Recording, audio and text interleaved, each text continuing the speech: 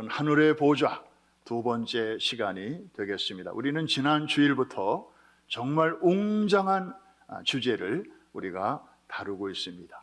성경의 그 중심이고 역사의 센터고 그리고 모든 되어지는 일의 그 헤드쿼터, 컨트롤 타워가 어디인 것을 우리는 지금 살펴보고 있습니다.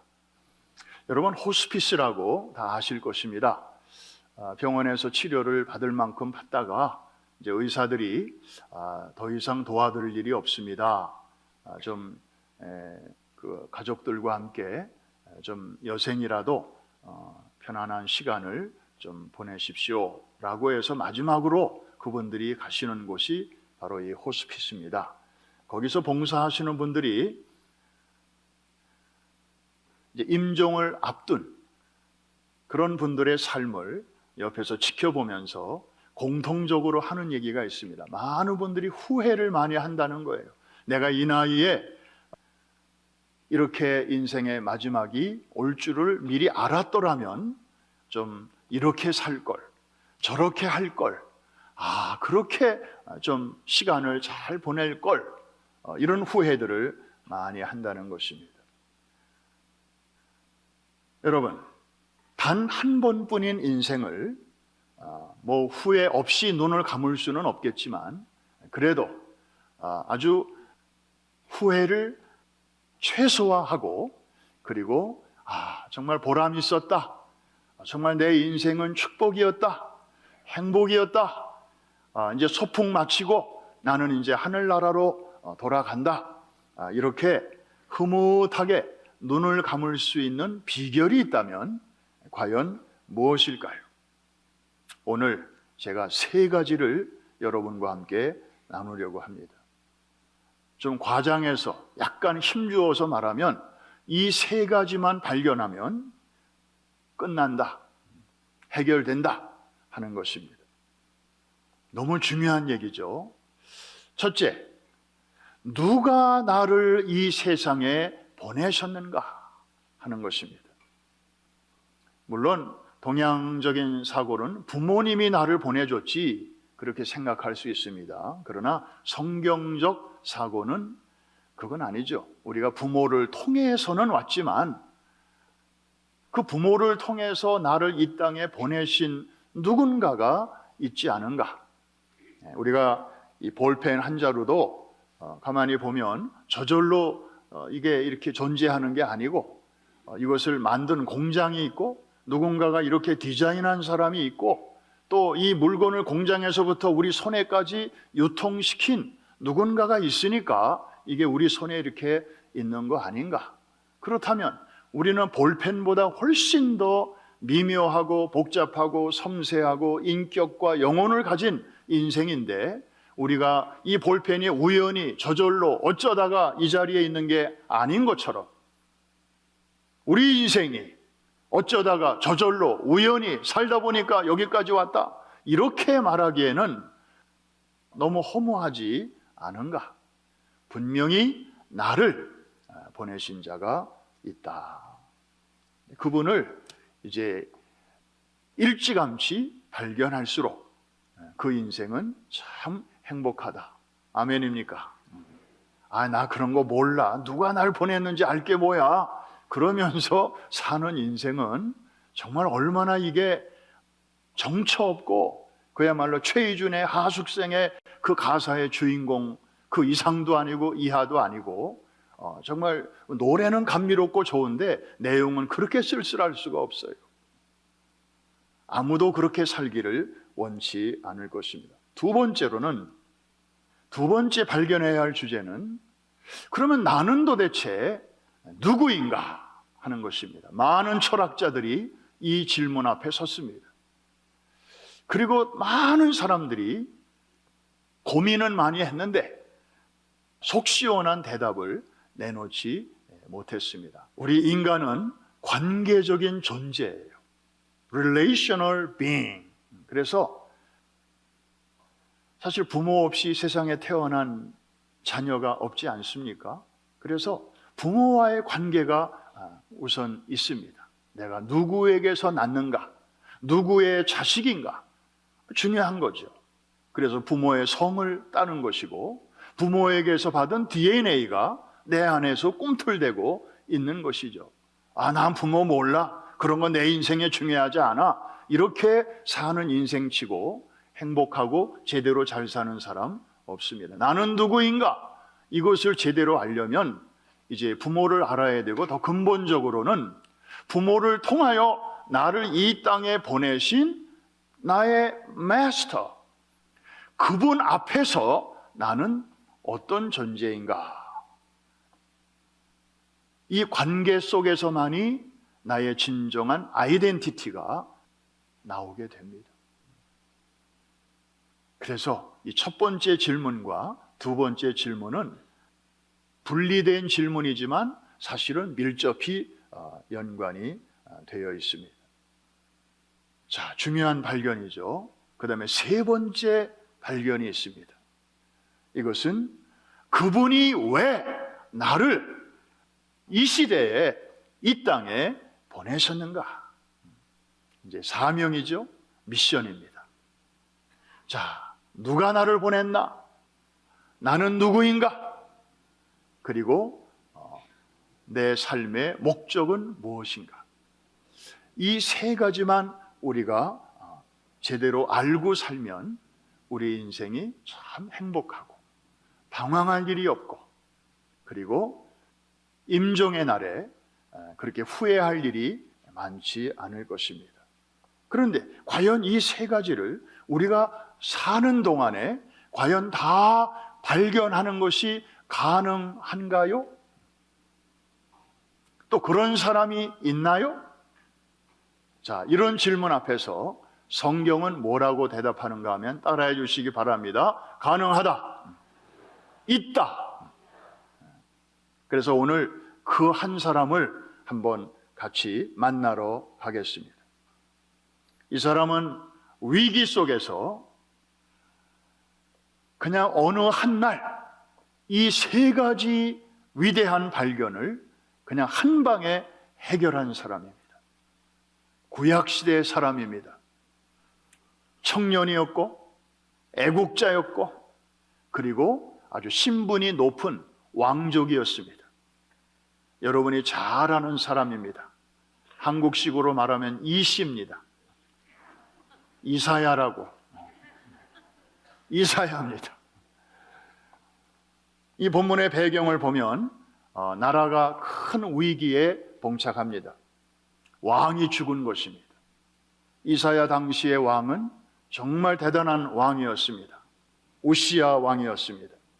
이 사람은 16살 때 왕이 돼가지고 52 years, 52년 동안이나 왕좌에 있었던 사람이에요.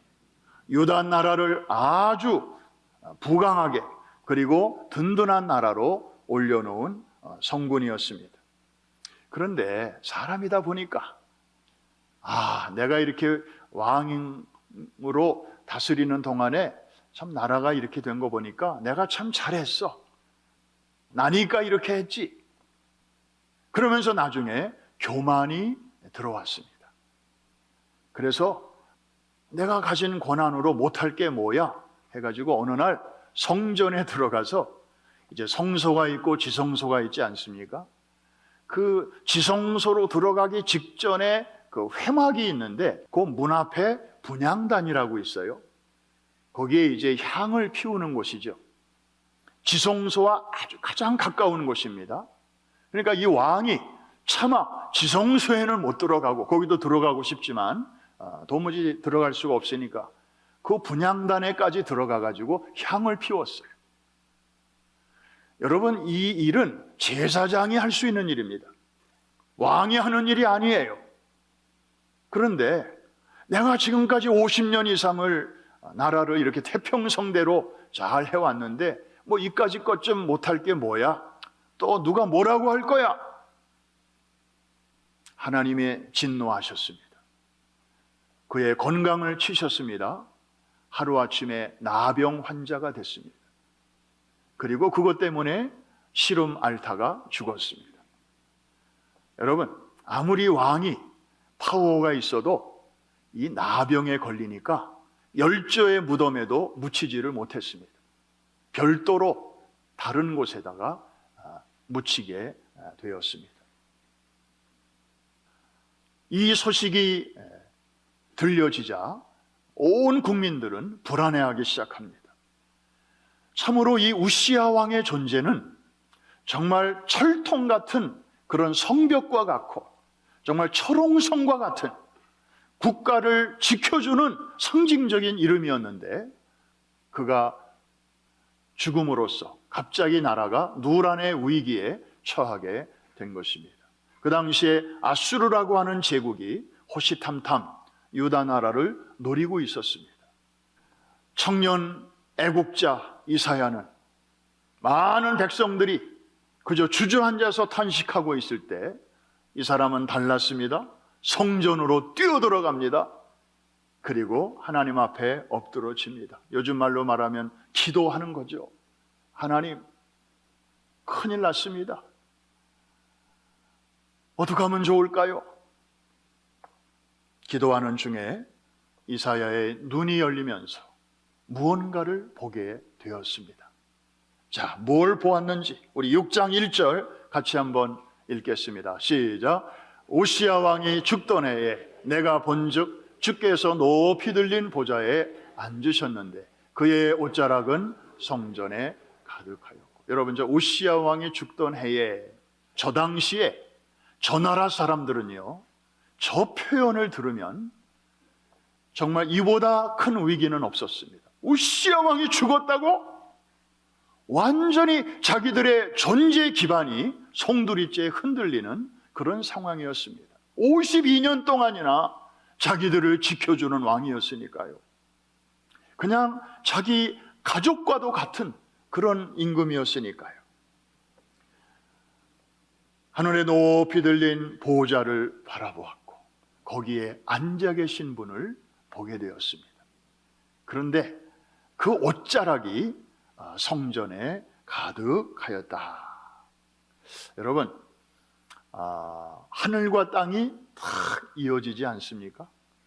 보좌에서부터 그 옷자락이 땅에까지 이렇게 드리워져 있는, 이건 마치 우리 지난주에 야곱이 꿈속에서 보았던 사다리 환상하고 좀 비슷하지 않습니까?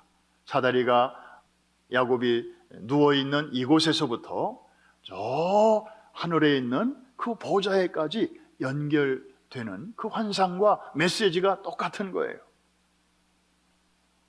연결이 됐습니다.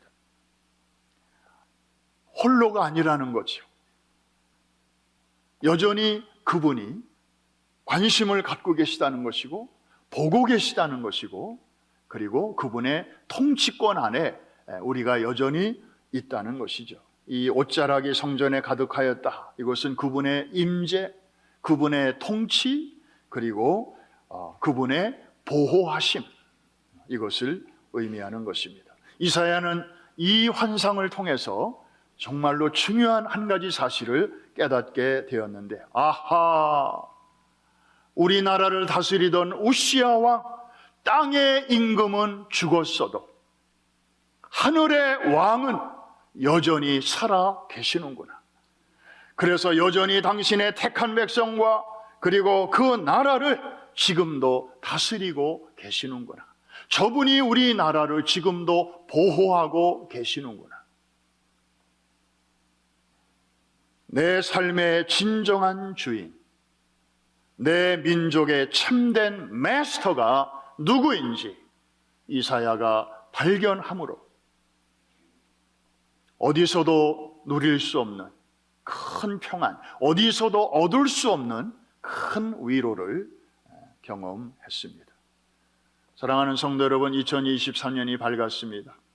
또 어떤 파도가 또 몇 차례나 우리의 삶 속에 치고 들어올지 몰라요. 좋은 일들도 있을 것이고 또 버거운 일들도 있을 것이지만, 그러나 내 인생의 진정한 마스터가 지금도 하늘 보좌에서 여러분을, 우리를, 우리 교회를, 우리 민족을, 이 나라를, 뉴욕을 지금도 보고 계시고 통치하고 계시고 섭리 가운데로 인도하고 계심을 믿는 믿음으로 나아갈 때 때마다 일마다 감당할 수 있는 위로와 용기와 소망과 새 힘을 부어주실 줄로 믿습니다. 이 은혜가 여러분 모두에게 있기를 주의 이름으로 축원합니다. 이사야는 마스터를 발견한 후에 또 하나를 발견하게 됩니다. 바로 자기 자신의 적나라한 모습이었습니다. 그 보좌 주변에 이렇게 에워싸고 움직이는 또 다른 존재가 있음을 이사야는 보게 되었습니다. 스랍입니다. 스랍은 천사인데 특별히 하나님의 보호자 주변에서 하나님을 찬양하는 그런 임무를 맡은 천사를 가리키는 표현입니다. 근데 보통 우리는 그림에서 천사 그러면 날개가 2개 있는데 이 이사야가 본 천사는 날개가 6개예요. 그러니까 3쌍이에요. 위에 2개, 허리에 2개, 그리고 아래에 2개. 그래서 맨 위에 있는 2 날개로는 얼굴을 감싸고 있어요. 이게 날 때 사용하는 날개가 아니에요. 얼굴을 감싸고 있어요. 그리고 맨 아래 2 날개로는 또 발을 감싸고 있어요. 그리고 중간에 있는 2 날개로만 날아다니면서 하나님을 찬양하고 있었습니다. 여러분 궁금하시지 않아요? 왜 6개가 있는데 그 중에 4개는 얼굴과 발을 가리는 데 사용하고 겨우 2개만 이렇게 나눈 데 사용할까? 여기에 중요한 메시지가 있습니다. 여러분, 천사는 인간과 다르잖아요. 물론 타락한 천사들이 있고 타락하지 않은 천사들이 있어요. 이 스랍은 타락하지 않은 천사예요. 사실은 죄가 없다고 봐야 되겠죠? 피조물이긴 하지만 그럼에도 불구하고 얼굴을 가렸다, 발을 가렸다, 얼마나 하나님의 그 영광이 찬란했으면, 그리고 그분의 거룩하심이 얼마나 강렬하게 느껴졌으면 자기 자신의 그 죄성이 그 앞에서 느껴져서 차마 뻣뻣이 있을 수가 없어서 얼굴을 가리웠고 발을 가리웠을까? 우리는 여기서 하나님의 영광, 쉐키나 혹은 하나님의 거룩하심에 대해서 우리가 너무 쉽게 생각하고 있다는 그런 생각을 하지 않을 수가 없습니다. 우리가 기도할 때도 거룩하신 하나님 많이 이렇게 언급을 하지만 정말 우리가 제대로 알고 하는 것일까? 진짜 하나님의 거룩의 진정한 의미를 우리가 알고 있다면 천사도 지금 이렇게 하는데, 그리고 여러분 이 천사들은 2 발을 땅에 디딜 일이 별로 없잖아요. 이 죄악된 세상에 이렇게 걸어다니면서 그럴 일이 별로 없잖아요. 그런데도 하나님 앞에서 이렇게 가리우는데 우리는 어떻습니까? 죄악 중에 잉태되었고 죄악 중에 출생하였고 그리고 이 죄악된 세상에 2 발을 디디면서 어제도 살았고 오늘도 살 것이고 내일도 살아갈 수밖에 없는 그런 우리 인생이잖아요. 그렇다면 하나님 앞에서 우리의 적나라한 모습은 얼마나 더 추하고, 여러분 저는 언제 이런 거를 조금 느끼는가 하면 밤에 잘 때는 방이 그런 대로 깨끗한 것 같아요. 책상도 깨끗하고 화장대도 깨끗하고. 그런데 아침에 이제 커튼을 이렇게 올리고 태양빛이 유리창을 타고 방으로 탁 들어오는 순간 어때요? 책상을 보면, 화장대를 보면 먼지가 여러 개 쌓여져 있어요. 아이고, 내가 어제 밤새도록 이런 데서 잠을 잤구나. 빨리 치우고 싶어요. 근데 햇빛이 들어오기 전에는 그냥 그런 대로 오케이. 별로. 그래서 이렇게 식당에 가면 이상하게 조명이 어두운 데가 있으면 저는 좀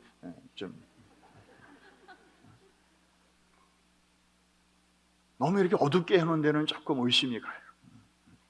거긴 청소도 좀 덜 할 것 같아. 왜? 그냥 둬도 깨끗하게 보이니까. 그런데 햇살이 한번 쫙 비치면 다 드러나는 거예요. 햇살 앞에서도 그런데 하물며 불꽃 같은 눈으로 인간의 피부와 마음과 느낌과 생각과 동기를 꿰뚫어 보시는 그분 앞에 탁 서면 천사도 얼굴을 가리고 천사도 발을 가리는데 이사야가 그 순간 어떤 반응을 보이는지 한번 봅시다. 5절입니다. 5절 말씀 다 같이 시작. 그때 내가 말하되 화로다 나여 망하게 되었도다. 나는 입술이 부정한 사람이요 나는 입술이 부정한 백성 중에 거주하면서 만군의 여호와이신 왕을 배웠음이로다. 우리가 유대인이 아니길 망정이고 또 신약 시대에 태어났길 망정이죠. 우리가 유대인이었다면 우리가 범죄한 상태로 하나님을 배우면 죽음이었습니다. 살아남을 수가 없었어요. 범죄한 상태로 거룩하신 하나님을 만나면 무조건 죽어야만 했습니다. 여러분, 대제사장이 1년에 한 차례 지성소에 들어가지 않습니까? 들어가기 전에 자기를 위한 속죄제를 드려요. 적당히 드리지 않습니다. 진짜 제대로 드립니다. 왜? 그렇지 않으면 자기의 죄 문제가 해결되지 않은 채 들어가면 지성소에서 죽어버리니까요. 그래서 성경에는 나오지 않지만 다른 문헌에 보면 그 욤 키프로 대속죄일에 대제사장이 지성소에 들어갈 때 혹시나 들어갔다가 안 나올 수도 있기 때문에 몸에다가 밧줄을 이렇게 매달고 들어갔다는 거 아닙니까? 나와야 될 시간인데도 안 나온다. 죽은 거거든요. 그러면 인부들이 그 시체를 꺼내려 들어갔다간 또 죽으니까. 그래서 밧줄로 바깥에서 끌어냈다고 하는 것입니다. 지금 이사야는 엄청난 두려움 감정에 휩싸여 있습니다. 나는 그런 대로 괜찮은 사람인 줄 알았어요. 지금까지 애국자였고 누구보다도 나라를 사랑하고 있었고 그리고 여호와를 나름대로 잘 경외하고 있었고 프라이드가 대단했습니다. 그런데 다른 사람과의 비교 우위에서 나오는 아이덴티티가 아니라 전능하신 거룩하신 하나님 앞에서 비춰지는 자신의 진짜 참모습이 적나라하게 공개가 될 때 그는 견딜 수가 없었습니다. 화로다 나여 망하게 되었도다. Woe to me. 이게 웬 재앙인가? 그 말뜻은 내가 이렇게 죄를 간직한 상태로 happen to be 하나님을 만나게 되었으니 나는 이제 죽었구나. 그런 뜻입니다. 사람이 이렇게 죽는 것이로구나. 이제 죽을 준비를 하고 있는 거예요. 입술이 부정한 백성 중에 거주하면서 만군의 여호와이신 왕을 배웠습니다. 이사야는 비로소 그분 앞에서 자신의 참모습을 발견하게 된 것입니다.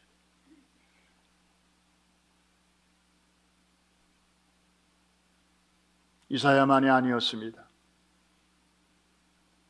하나님 앞에 서본 사람들은 하나같이 저들의 입에서 나오는 고백이 일치했습니다. 다윗은 내 속에 정한 곳이라고는 하나도 없습니다. 다윗의 고백입니다. 죄인 중에 내가 괴순이라, 사도 바울의 고백입니다. 나는 아간과 같은 죄인입니다. 이 고백은 한국 사람의 고백입니다. 1907년 평양 대부흥운동 때 교회 한 장로님의 입에서 나온 고백입니다. 그 전까지는 그런대로 괜찮은 장로요, 교회 일꾼이요, 그리고 괜찮게 성공적으로 살아온 사람인 줄로 알았습니다. 그런데 하나님의 그 거룩하심 앞에서 자신의 그 더럽고 추한 행동이 적나라하게 비춰지게 될 때 그는 더 이상 감출 수가 없었습니다. 하나님 앞에 철저하게 회개하였고,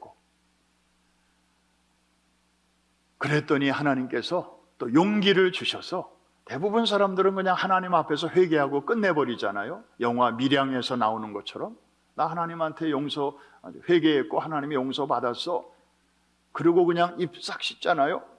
그런데 이분은 교인들 앞에서 공개적으로 나는 아간과 같은 자입니다 하고 자기의 그 지나간 어둠의 일을 공개적으로 고백했습니다. 바로 길선주 장로님 이야기죠. 나중에 목사님이 되셨습니다마는, 여러분, 지금 이런 고백을 한 사람들이 우리보다 도덕적으로 못한 사람들입니까? 우리보다 신앙적으로 현찮은 분들입니까? 아니잖아요. 그런데 어떻게 하나같이 이분들의 입에서 이런 고백이 나올 수 있었겠습니까?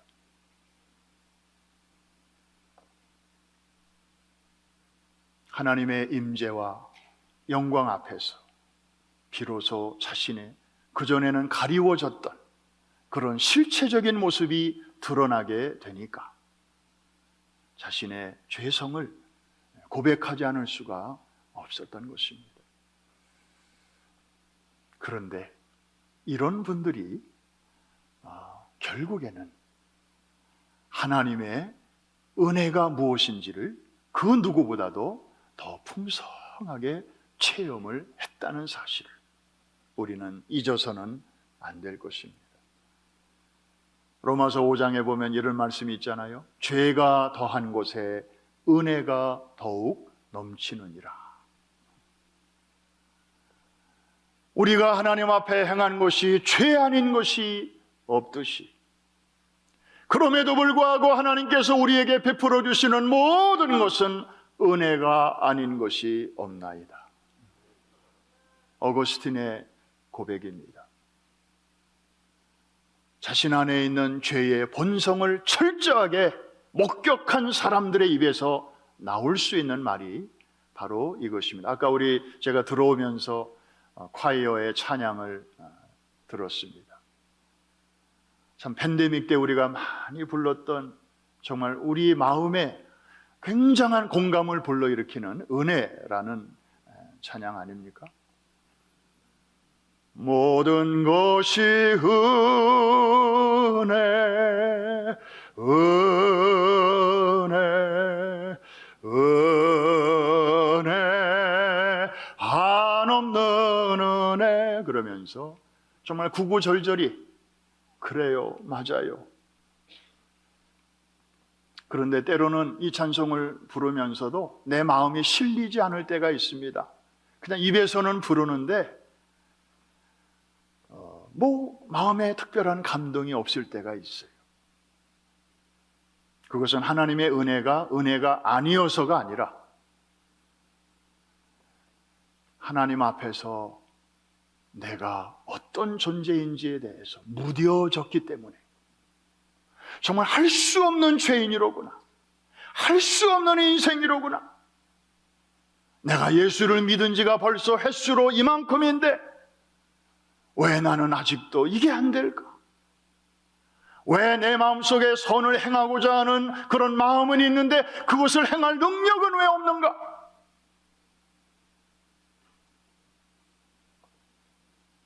날마다 그것 때문에 고민하고 괴로워하고 하나님 앞에 죄송하고 면목이 없고 이런 것을 느끼는 사람들은요, 그럼에도 불구하고 우리에게 햇빛과 비를 선인에게만 주시는 게 아니라 악인에게도 주시는 것처럼 하나님이 여전히 나 같은 자에게도 이런 은혜를 주시다니, 그야말로 모든 것이 하나님의 은혜가 아닌 것이 없나이다.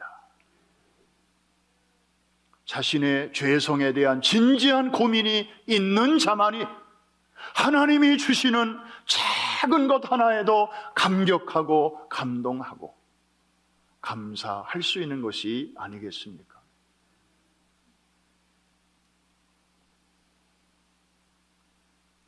죄가 더한 곳에 은혜가 더욱 넘치더라.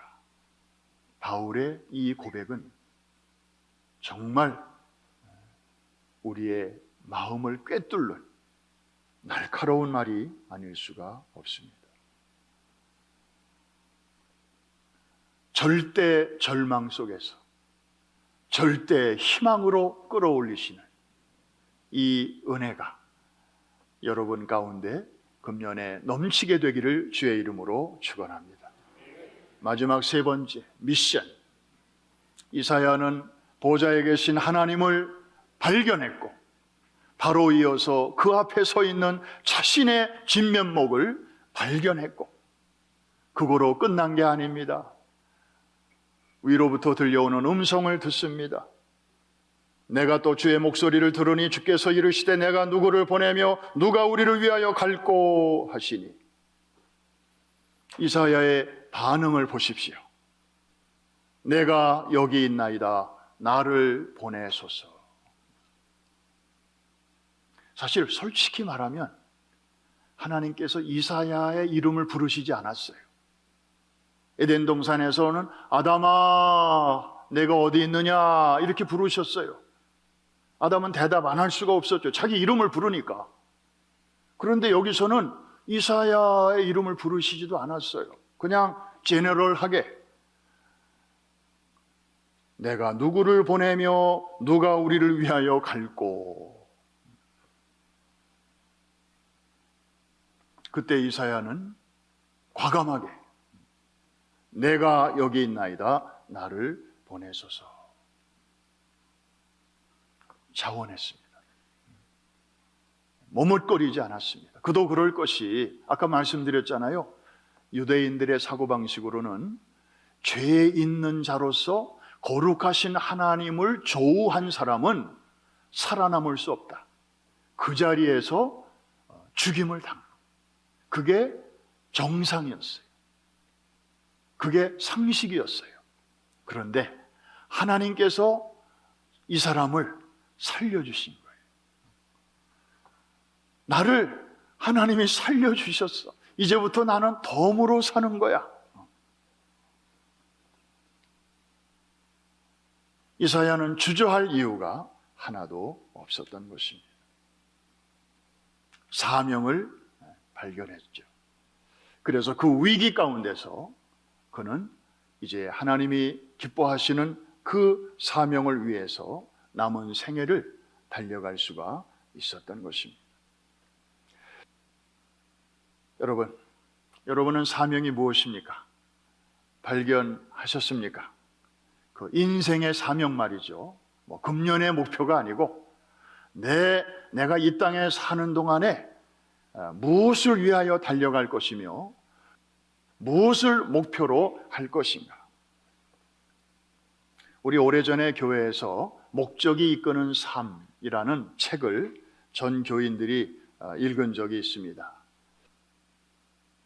많은 내용이 있지만 거기에 이 한두 줄을 제가 지금도 기억을 합니다.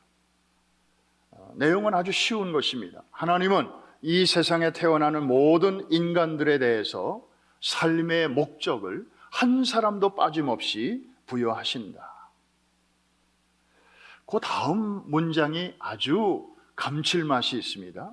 설령 내 부모가 나에 대해서 아무런 계획도 없고 목적도 없이 그야말로 실수로 나를 낳았어도 하나님은 그런 인생에 대해서까지 목적을 가지시고 세상에 보내신다. 사람이 뭐라고 하든지 간에 하나님께서는 각 사람에게, 지금 인류가 82억인가 85억인가 지금 그렇게 살고 있는데요, 여러분은 그 85억 중에 딱 한 사람밖에 없어요. 여러분이 할 수 있는 그 유니크한 그런 일이 있다는 것이죠.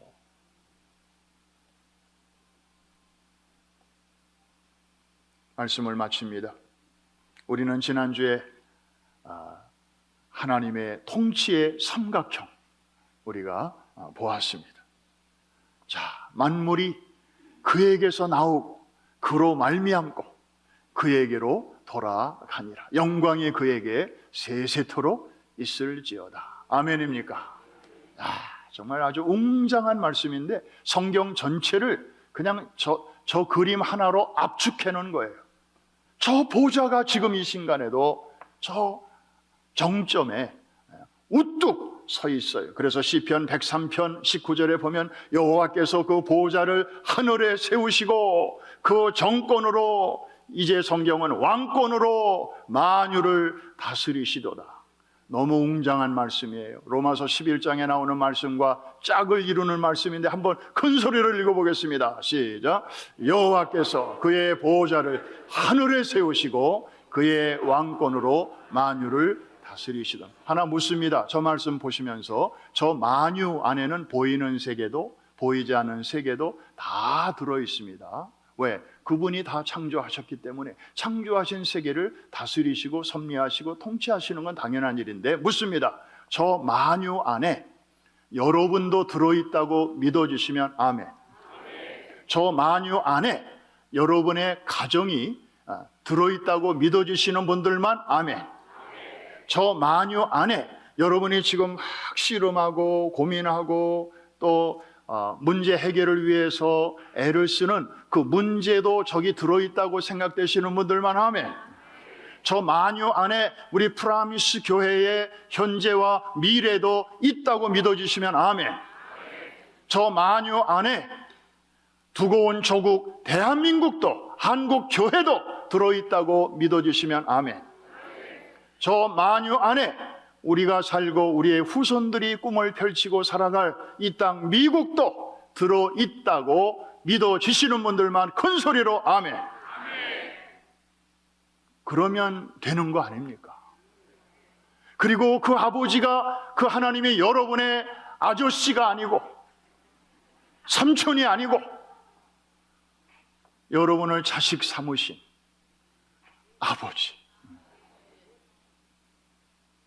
그거 하나면 끝나는 거 아닌가요? 2023년이 밝았습니다. 하나님이 금년에도 저 보좌에서 역사의 풍랑이 미치지 못하는 그 높은 보좌에서 오늘도 통치하고 계십니다. 지으신 모든 만물을, 만유를 그 실수가 없으시고 실패치 않는 손으로 붙들고 계십니다. 참새 한 마리가 땅에 떨어지는 것도 그분의 허락과 결재가 없이는 일어날 수 없는 그분의 섭리가 여러분을 붙들고 계십니다. 여러 가지 들려오는 소식을 들으실 것입니다.